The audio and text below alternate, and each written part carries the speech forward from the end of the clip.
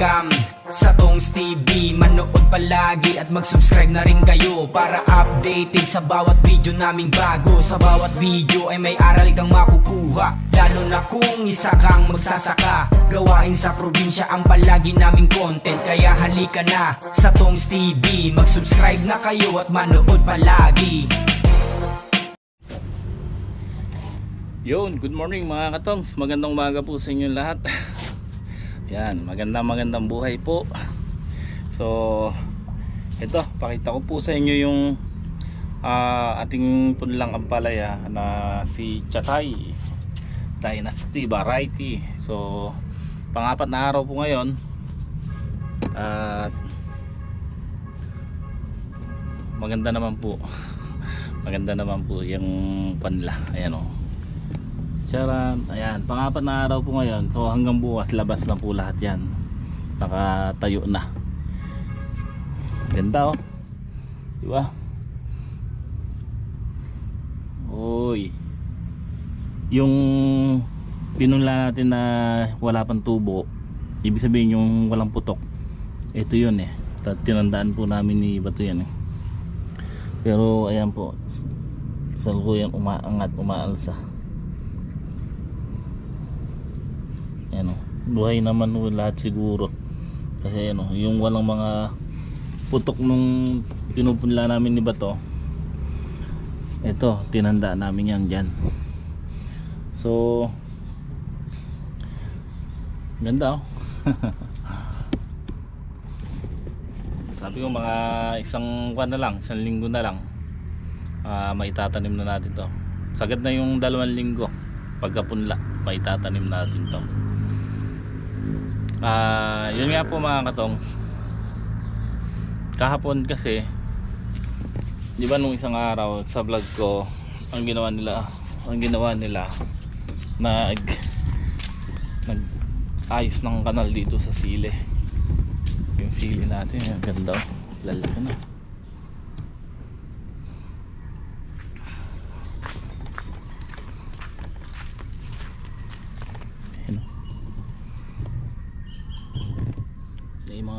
Bulaklak na. So nag-ayos sila ng kanal dito ng isang araw. Tapos kahapon pinauna ko to. Hey! Roden! Baba! Tatapa kami punla dyan eh. Pinauna ko po yung ano, yung pinauna ko muna yung talong. Pinalinis ko na yung sanga. Dahil binombahan ko ito kahapon din ng ano, puradan, ay ng pungguran. So mamayang gabi sprayan ko naman pa insekto. Ayan, nilinis na nga po nila yung mga sanga dyan. Ito lang hindi nila kinuha dahil nakababad sa tubig, mabaho daw. So ikuha na lang natin, kakayurin na lang natin dito yung mga nandito sa baba. Pero okay na. Ayun, doon nila tinambak sa may bakante. Doon natin susunugin pag natuyo. Ito meron na ba isang linggo ito? Wala pa, 4 na araw pa lang din. Kasi nung nagpupunla kami ni Bato, nagkukuhan sila dito, nagpuputol pa. So ilan araw pa lang, sabihin natin 5, kasi nauna na isang araw yung gawi dito. So eto na sila ngayon. Oh, nakita niyo po yan. Ayan oh, ang ganda no.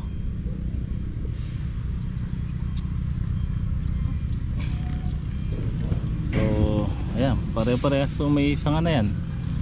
At kahapon maga nagpahalo ako ng ano, ng dupos at saka humic acid.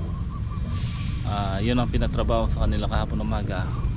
Ang ginawa, ayan po, nagpatusok ako rito sa ibabaw ng plastic mulch at yan nila nilaglag yung dupos na may halong humic acid. Ayan po.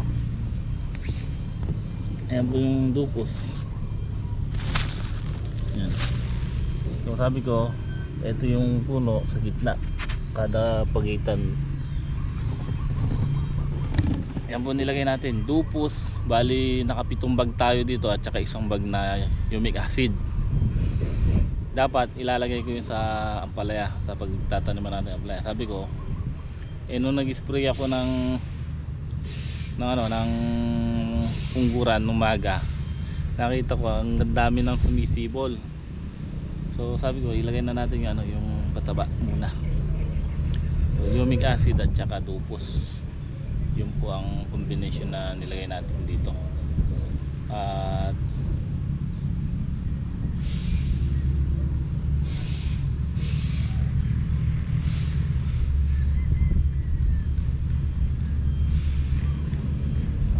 okay naman yan. Pagka kumapal-kapal na to, didiligan naman natin ng calcium at calcium at saka yung winner. So ganda ganda nang nilalabas yung sanga.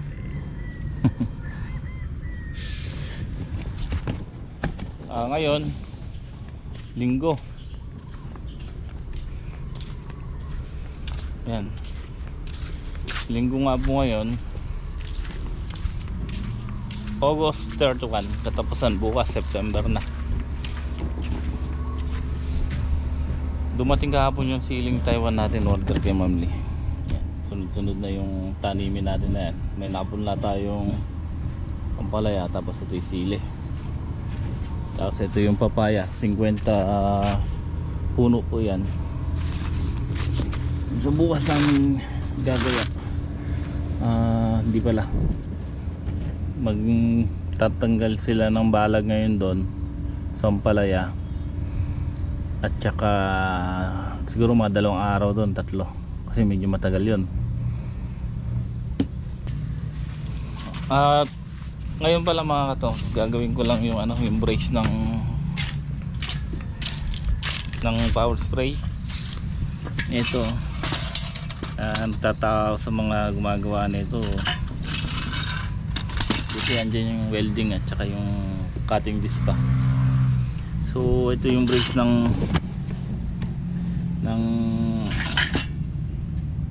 power sprayer. Ito naputol to. Ito yung pinagtutungtungan ng makina. Ayan po, naputol. Lumundo pong ganun yung bakal na ito hanggang sa naputol kasi mabigat yung makina. Ito ng isa nito, pinagpapatungan naman po ng ito ng yung pump.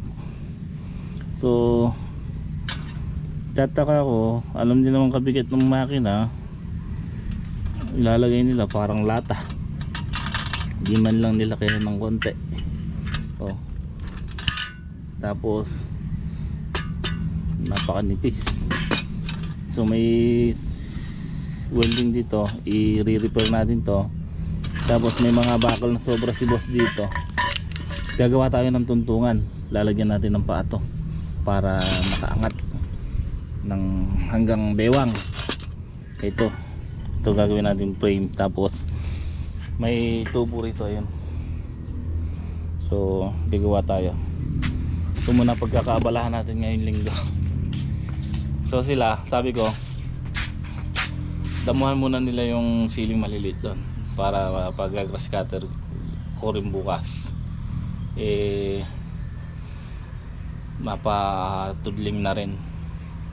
Tapos sabi ko, gambulan, damo sabay gambol, tapos grass cutter at patatabaan, tapos sabay tudling. So ganun muna gawin nila. Pagyari, tsaka sila magtanggal ng balag. So ito gagawin natin mga katongs, dahil wala naman tayong mga gamit na, siyempre mga bakal. Tapos ito, kung papalitan natin to, kailangan natin magpabutas at kailangan natin ng mga bakal na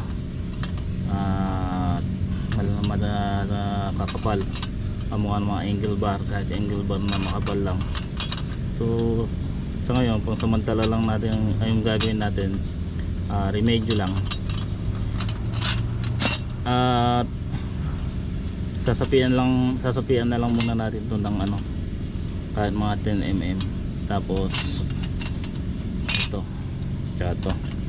ito medyo may laban to kasi parang angle bar to, kaya lang manipis. Lalagyan din natin dito. Ito kailangan talaga sapi. Dito lang sa labas ang sapi niyan. Tapos basta ikuha natin yan, re-remedyoan. After natin malagyan ng remedyo, gagawa tayo ng patungan niya, yung may paa.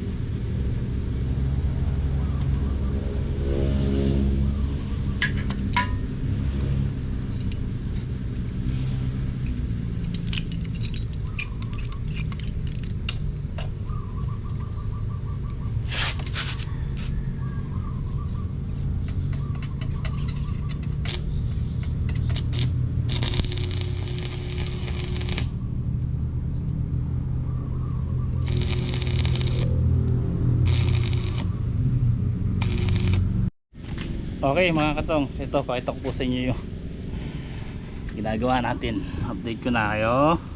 At ayan nga po. So yung frame natin ng yung pinaka base ng Makina, isinukat ko na dito sa frame na gagawin natin patungan. Mainit to. So ayan nga po yun. Kita niyo po.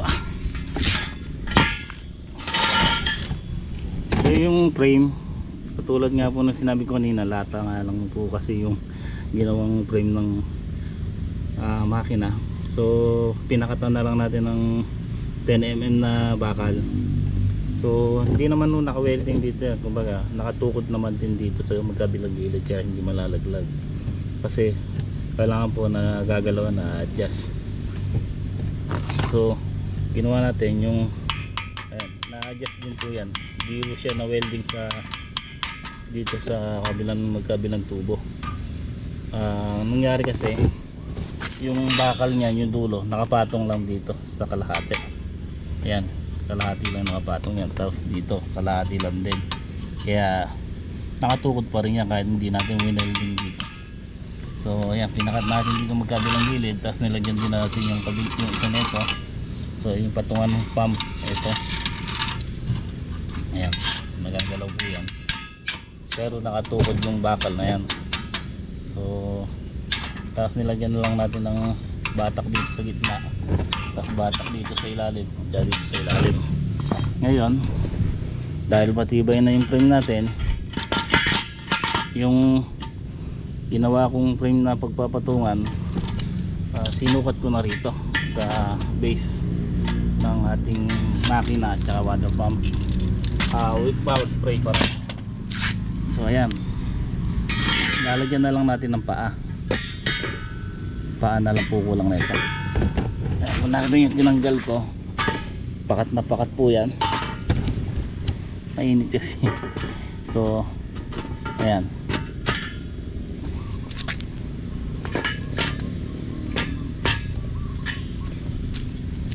so sukat na sukat po yan. Kahit na di na natin kailangan talihan o lagyan ng ano, basta pinatong natin yan, hindi na siya gagalaw-galaw kahit na umaandar. Ayan o, angat natin yan, pakat na pakat po yan.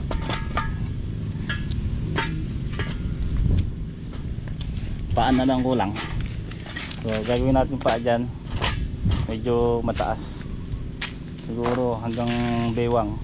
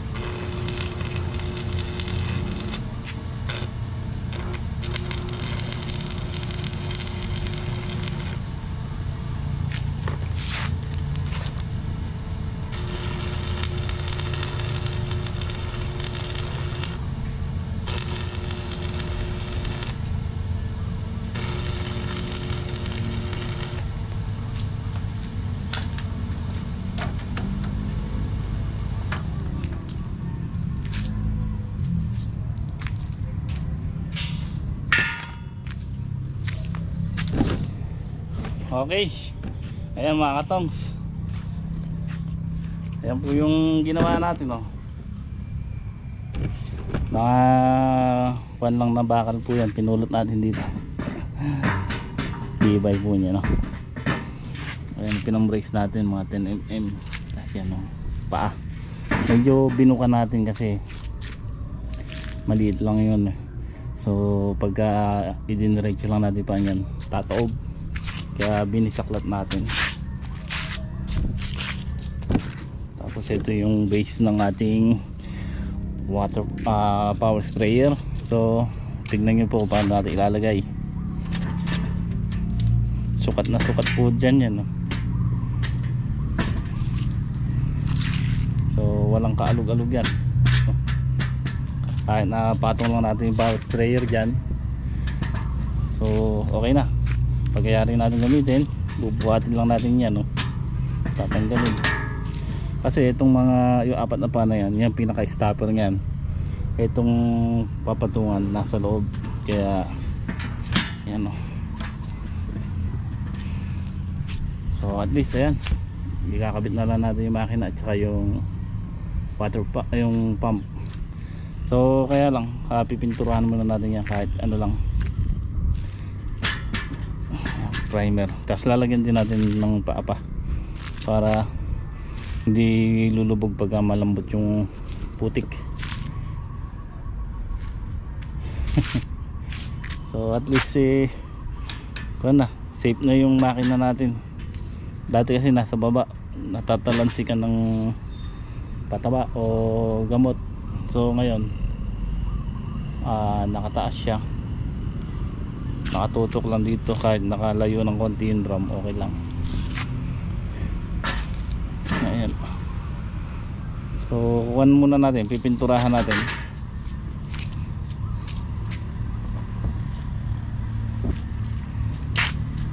Ngayon kung hindi natin gagamitin to, nagbobomba naman tayo ng knapsack sprayer. So ito pagpapatungan natin, at least may pagpapatungan na tayo. Kaya maraming purpose yung ginawa nating patungan na yan. Okay po, at ayan, tapos ko ng pinturahan mga katongs. Oh, di ba? Ang ganda. So ito siyempre mga katongs, ito yung base ng makina at saka ng pump ng power sprayer. So pagka naikabit natin dito yung pump at saka yung makina, papatong na lang uli kamukha ng ginagawa ko na pinapatong lang. So sukat naman na yan at may mga stopper na rin yan, pinasobra ko. So okay na yon. Then syempre maliit lang yung, makitid lang siya, kaya ang ginawa ko, binuka ko yung paa niya kasi hindi naman pantay ang kanya, eh. Ang mas mabigat sa gawing kabila niya kasi ando yung makina dito, pump lang yun, eh. Ayan, ang ginawa din natin stopper dito sa baba ay nagbaluktot lang tayo ng bakal. So ayan, okay na. At maganda na ako ng ating power sprayer ng safe na. So tsaka madali lang namang anuhin yan. Bagay hindi na lagi narurumihan pag nasa baba. Gulat ako sa pala nito, baka magdipat ako mamaya nito mga katongs. Kanina pinakita ko sa inyo, maliliit pa lang, pero ngayon ayun, tatangkad na.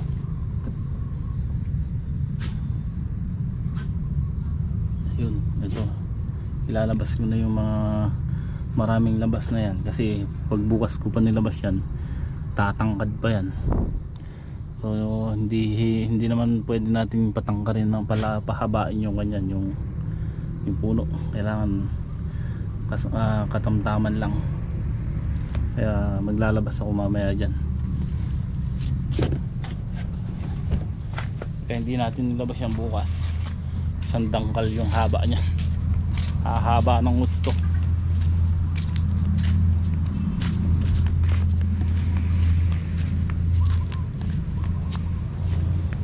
dalawa siguro papataba kami. Ayan, oh.